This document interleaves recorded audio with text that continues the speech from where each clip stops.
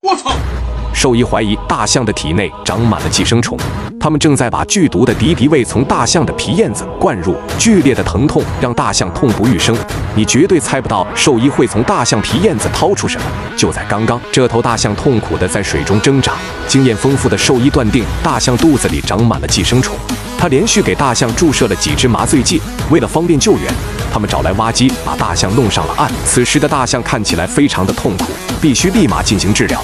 想要把大象肚子里的寄生虫抓出来，非常的有难度。于是他们做了个大胆的决定，那就是用水管插入大象的皮燕子中，随后灌入剧毒的敌敌畏。剧烈的疼痛让大象在麻醉中有了意识，兽医赶紧给它挂起了麻醉液体。随着敌敌畏的灌入，大象慢慢的安静了下来。兽医用手放入了大象皮燕子里面，天哪！这些东西源源不断从大象体内掏了出来。